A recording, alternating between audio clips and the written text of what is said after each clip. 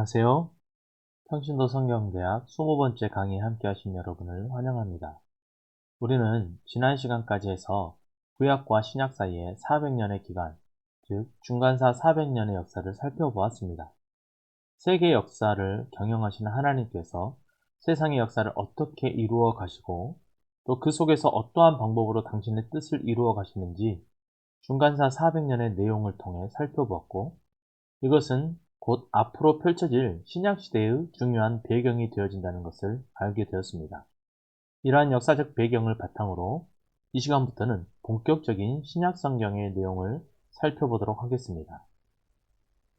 구약의 시작인 모세오경은 아브라함으로부터 시작해서 모세 시대에 형성되는 하나님의 꿈인 제사장 나라 셋업 분위기였다면, 신약의 시작인 사복음서는 세례 요한으로부터 시작하여 예수님이 완성하신 하나님 나라 셋업 분위기입니다. 예수님의 길을 예비하기 위해 등장한 세례 요한이 하나님 나라를 소개했고, 예수 그리스도께서는 본격적으로 하나님 나라를 실천과 비유를 통해서 자세히 가르쳐 주셨습니다. 즉, 구약의 제사장 나라가 예수 그리스도에 의해 하나님 나라로 확장되어진 것입니다.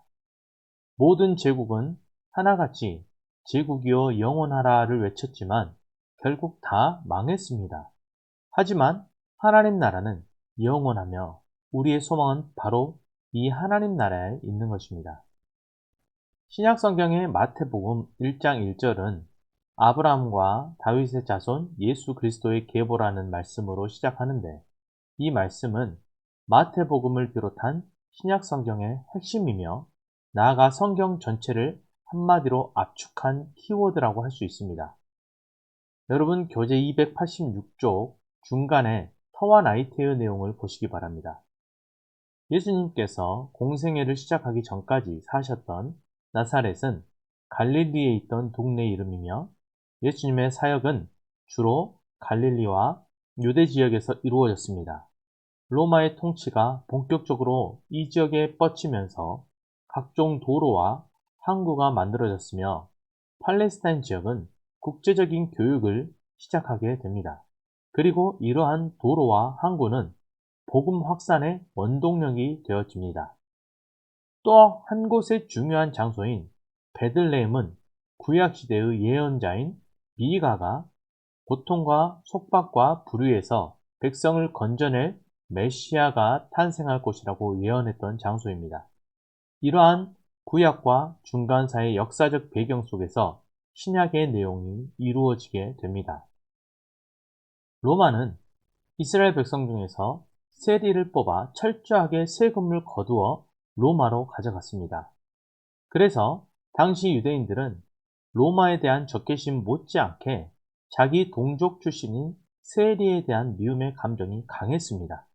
그런데 예수님께서는 그런 세리 마태를 찾아오셔서 제자로 삼아주셨고, 마태는 자신의 동족 유대인에게 예수님이 얼마나 좋은 분이신지, 그리고 예수님께서 왜 이 땅에 오셔서 우리를 위해 십자가 위에서 죽으셨는지 자세히 알려주고 싶어서 마태복음을 기록했습니다. 이 때문에 마태복음에는 유대인들이 잘 이해할 수 있는 구약적 지식과 배경을 통해 예수님을 설명하는 부분들이 많이 등장하게 됩니다. 이제 본격적으로 예수님의 탄생에 대해 살펴보도록 하겠습니다. 여러분, 교재 289쪽 1번 예수님의 족보를 보시기 바랍니다. 신약성경은 아브라함과 다윗의 자손 예수 그리스도의 계보라고 시작하고 있습니다. 이 한 문장 안에 구약 2000년의 역사가 정리되면서 동시에 신약시대가 열리고 있으며, 성경 전체의 숲이 결국 예수 그리스도 한 분에게로 집중되고 있다는 사실을 보여주고 있는 것입니다. 이러한 예수님의 족보에서 우리는 몇 가지 특징을 살펴볼 수 있는데, 특별히 5명의 여인을 소개하고 있는 부분을 통해 한 가지 특징을 살펴볼 수 있습니다. 다말, 라합, 룻, 마리아라는 각자의 이름으로 소개하고 있는 이 4명의 여인 이외에 유독 한 명의 여인만을 이름이 아닌 우리의 아내라는 말로 소개를 하고 있다는 것입니다. 그리고 이러한 기술 방법에는 하나님의 분명한 의도가 담겨 있다는 것을 우리는 기억해야 합니다. 우리아의 아내, 그의 본래 이름은 밧세바였습니다. 그리고 이 여인은 이스라엘의 역사상 가장 위대한 왕인 다윗과 관련이 있습니다. 다윗은 역사상 가장 위대한 왕이었고 훌륭한 사람이었음이 분명합니다. 그런데 이처럼 위대한 다윗에게도 생애 최대의 부끄러운 기억이 한 가지 있었으니 그것은 바로 자신의 죄를 감추기 위해 죄 없는 자신의 충실한 장수였던 우리아를 죽음으로 몰아넣었다는 것입니다. 하나님께서는 마태로 하여금 이 점을 꼬집게 하시면서 유대인들이 그토록 추앙하며 받드는 위대한 왕 다윗마저도 그저 한 사람의 죄인에 지나지 않는다는 것을 말씀하고 계신 것입니다. 그도 우리와 똑같이 하나님의 긍휼하신 예수 그리스도의 십자가 보혈의 공로를 의지할 수밖에 없는 죄인이라는 사실과 이처럼 모든 사람이 예수님의 이름 앞에 꿇어 경배해야 한다는 것이 바로 마태복음 1장에 나오는 족보의 요점인 것입니다. 하나님께서는 마리아라는 한 여인을 통해 예수 그리스도께서 이 땅에 오실 길을 여십니다. 마리아가 임신했다는 소식을 듣게 된 요셉은 마리아와의 약혼 관계를 가만히 끊음으로 마리아를 보호해 주려 했던 의로운 사람이었습니다. 그때 천사가 요셉을 찾아와 마리아의 잉태는 성령으로 된 것임을 알려주며 아들을 낳으리니 이름을 예수라 하라. 이는 그가 자기의 백성을 그들의 죄에서 구원할 자이심이라 라고 일러줍니다. 그러자 요셉은 주의 사자의 분부대로 마리아를 데려오고 아들을 낳기까지 동침하지 않습니다. 예수님께서 탄생하기까지 요셉이 마리아와 동침하지 않았다는 것, 마리아의 잉태 자체가 요셉이 아닌 성령으로 잉태되었다는 것은 예수 그리스도의 신성적 측면을 부각시키는 반면 요셉과 예수님의 육신의 관계적 측면에서 서로가 아무런 상관이 없는 존재라는 것을 보여주고 있는 것입니다. 이것은 곧 요셉에게는 예수님에 대한 육신의 아버지로서의 책임이 전혀 없음을 보여주는 것이기도 합니다. 그럼에도 불구하고 요셉은 자신이 느낄 수 있는 여러 가지 부담을 뒤로 한 채 주의 사자의 말씀대로 마리아를 데려왔고 요셉의 이러한 모습은 예수님께 두 가지 면을 제공해 주게 됩니다. 먼저는 예수님께서 구약의 예언처럼 다윗의 자손이라 불릴 수 있는 신학의 기반을 제공해 준다는 것입니다. 이것은 앞에 나온 예수 그리스도의 계보가 마리아의 조상이 아닌 요셉의 조상을 쫓아가고 있다는 것을 통해 확증할 수 있습니다. 또한 요셉은 예수님께서 사회적으로 살아가시는데 필요한 법적 울타리를 제공해 주게 되는 것입니다. 하나님의 계획과 말씀 앞에 자신의 모든 것을 내려놓고 묵묵히 순종하는 요셉과 마리아의 모습을 통해 주의 일을 향한 아름다운 동역의 모습을 확인할 수 있게 됩니다. 계속해서 여러분 교재 291쪽 3번 예수님의 탄생을 보시면 로마 황제 가이사 아구스도, 즉 옥타비아누스는 모든 사람은 자신이 태어난 곳으로 돌아가 호적을 시행하도록 명령을 내렸습니다. 이것은 인구를 정확하게 파악해서 세금을 걷기 위함이었습니다.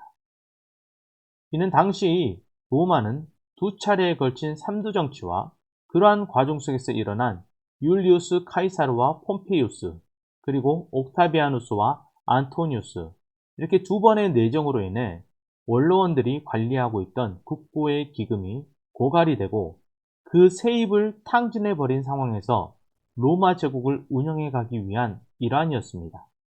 이 때문에 요셉과 당시 만삭이었던 마리아는 나사렛에서 베들레헴까지 먼 길을 갈 수밖에 없었던 것입니다. 이것은 당시의 시대상, 즉 로마 제국의 황제의 권력이 막강함을 보여주고 있는 것과 동시에 하나님께서는 이러한 로마의 상황과 그로 인한 로마 황제의 정책까지도 사용하심으로 800년 전 미가 선지자를 통해 예언하신 미가서 5장 2절의 말씀을 성취하시는 분, 세계의 역사를 경영하심으로 당신의 뜻과 계획을 이루어 가시는 세상 그 어떤 권세 잡은 자와 감히 비교할 수조차 없는 위대하신 분이심을 보여줍니다. 예수님의 어린 시절을 살펴보면 그 시작부터 결코 순탄하지 못했음을 알 수 있습니다. 이듬해 출신으로 강제로 유대교로 개종을 하게 되었고, 이후에 로마 황제의 신임을 얻어 유대의 분봉왕으로서 유대 땅을 다스리게 된 헤롯 대왕은 유대인의 왕이 될 아이가 태어났다는 말을 듣고 자신의 왕권에 대한 위기감과 불안을 느끼게 됩니다. 이것은 유대인이 아닌 에돔 족속임에 대한 헤롯 자신의 열등감 때문이었습니다. 결국 헤롯은 베들레헴과 그 인근 마을의 어린 남자아이들을 모두 죽이라는 명령까지 내리게 됩니다. 결국 요셉과 마리아는 아기 예수님을 데리고 헤롯을 피해 애굽으로 도망을 가게 됩니다. 헤롯이 죽은 후에 이스라엘은 헤롯의 세 아들에 의해 3분할되어 다스려지게 되는데, 유대 지방은 그의 아들 헤롯 아켈라오에 의해 다스려지게 되는데, 아켈라오는 폭정을 일삼는 지도자였습니다. 이로 인해 요셉은 애굽에서 돌아올 때 유대 지역이 아닌 헤롯 안티파스가 다스리는 갈릴리 지방에 있는 주목받지 못하는 작은 시골 마을인 나사렛 동네로 가서 살게 됩니다. 이것은 예수님께서 이후에 나사렛 예수라고 불리게 되는 배경이 됩니다. 예수님께서 30살이 되셨을 무렵 유대 땅은 세례 요한이라는 사람의 등장으로 온통 떠들썩하게 됩니다. 세례 요한은 말라기 선지자 이후 하나님의 400년간의 침묵을 깬 인물이었으며, 이러한 세례 요한의 등장은 이사야와 말라기 선지자를 통한 하나님의 말씀이 성취된 것이었습니다. 우리는 이를 통해 하나님의 약속의 말씀은 아무리 시간이 지난다 할지라도 반드시 성취되어진다는 것을 확인할 수 있게 됩니다. 세례 요한이 6개월여 만에 온 유대 백성이 이목을 집중시켜 놓았을 때 예수님께서 본격적인 공생의 사역을 시작하시기 위해 세례 요한에게 물로 세례를 받으십니다.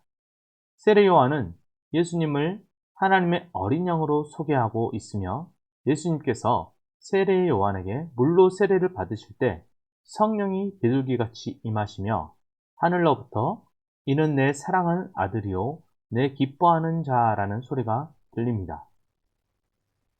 그리스의 철학자 소크라테스는 너 자신을 알라라는 말을 남겼습니다. 이것은 인간에게 있어서 자신을 안다는 것, 즉 스스로의 정체성이 얼마나 중요한 것인지를 지적하고 있는 것이라 할 수 있습니다. 인간은 자신의 정체성이 확고할 때 자신이 서야 할 자리, 자신이 해야 할 역할을 바르게 인지할 수 있게 됩니다. 인간은 스스로의 존재에 대한 바른 정체성을 갖기 위해서, 다시 말해 내가 어떤 존재인지를 알고 내가 서야 할 자리를 알기 위해서는 먼저 하나님을 아는 지식이 있어야 합니다. 창조주 하나님에 대해 알고 그분에 대한 고백이 있어야만 비로소 피조물인 인간 스스로에 대한 바른 이해를 가질 수 있게 되는 것입니다. 이러한 점에서 세례 요한은 자신이 서야 할 자리, 즉 자신의 역할을 아는 사람이었고, 때가 되었을 때 그 자리를 예수님께 내어드릴 줄 아는 사람이었습니다. 세례 요한은 자기 자신은 그저 한낱 광야에 외치는 자의 소리에 지나지 않는다고 고백하며, 예수님을 향해서는 그는 흥하여야 하겠고 나는 쇠하여야 하리라 라고 고백했습니다. 이러한 세례 요한의 고백들을 통해 우리는 그의 마인드, 즉 그가 어떠한 정체성을 가지고 살았으며 주어진 사명을 어떻게 감당했는지를 확인할 수 있습니다. 이러한 요한을 향해 예수님께서는 선지자보다 더 나은 자, 여자가 낳은 자 중에 가장 큰 자라는 높은 평가를 내려주십니다. 세례 요한처럼 우리의 인생에서 우리도 스스로의 정체성을 바르게 깨닫고 우리의 서야 할 자리를 바르게 지킬 때, 곧 하나님을 진정으로 높여드리는 삶을 살아갈 때 하나님께서도 우리를 이처럼 높여주신다는 것을 우리는 기억할 수 있어야 할 것입니다. 예수님께서는 본격적인 공생애를 준비하시기에 앞서 끝까지 가져갈 기초를 놓으시는데 그 핵심은 바로 하나님의 말씀이었습니다. 세례 요한에게 세례를 받으시고 광야로 가신 예수님께서는 40일 동안 금식하시며 기도하십니다. 그리고 기도를 마치실 즈음 예수님께서는 사탄으로부터 3가지 시험을 받으십니다. 이 모든 시험을 예수님께서는 구약에 기록된 하나님의 말씀으로 물리치십니다.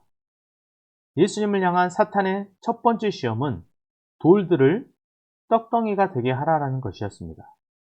40일을 금식하시고 줄이신 예수님께 먹을 것을 통해 시험한 것입니다. 두 번째 시험은 성전 꼭대기에서 뛰어내리라는 것이었습니다. 이것은 하나님의 독생자로서, 즉 하나님 자신으로서의 존귀함을 나타내 보이라는 것이었습니다. 마지막 사탄의 시험은 내게 엎드려 경배하면 이 세상 모든 것을 주겠다는 것이었습니다. 쉽게 말해 차근차근 단계를 밟아 3년 동안 이루어야 하는 사역을 놓고 사탄은 그럴 것 뭐 있냐, 순간에 이루어라, 고난의 길을 갈 필요가 있느냐, 그냥 쉬운 길로 가라 라고 유혹하는 것이었습니다. 예수님께서는 이러한 사탄의 유혹을 모세 오경과 예언서들, 다시 말해 기록된 하나님의 말씀으로 단호하게 대응하시고 물리치십니다. 예수님께서는 하나님의 말씀에 능력이 있음을 누구보다도 잘 알고 계신 분이셨습니다. 따라서 우리의 신앙의 기초는 하나님의 말씀이 되어야 합니다. 하나님의 말씀으로 우리의 믿음의 기초가 바르게 놓였을 때 비로소 그 위에 여러 가지 봉사와 헌신이라는 재료를 통해 건물을 세워갈 수 있는 것입니다. 아무리 아름다운 건물, 높은 건물이라 할지라도 기초 공사가 제대로 이루어지지 못한다면 조금만 강한 비바람이 불어오면 쉽게 무너지고 마는 것입니다. 이러한 사탄의 시험을 이길 수 있는 유일한 방법은 오직 하나님의 말씀밖에 없다는 것을 우리는 잊지 말아야 합니다. 이제 37과 예수님의 한 영혼 사랑의 내용을 살펴보도록 하겠습니다.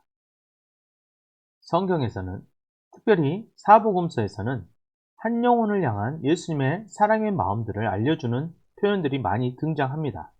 그중 몇 가지만 살펴보면, 먼저는 잃어버린 양 사건에서 어린 양 한 마리라는 표현과 거라사 지방의 광인 사건에서 그 광인 한 영혼을 위해 돼지 2,000마리를 희생시키시는 모습, 한 영혼이 천하보다 귀하다는 것, 이러한 한 영혼을 향한 하나님의 사랑은 결국 하나님으로 하여금 당신의 독생자 예수 그리스도를 십자가에 못 박혀 죽기까지 내어놓으시는 모습으로 드러납니다.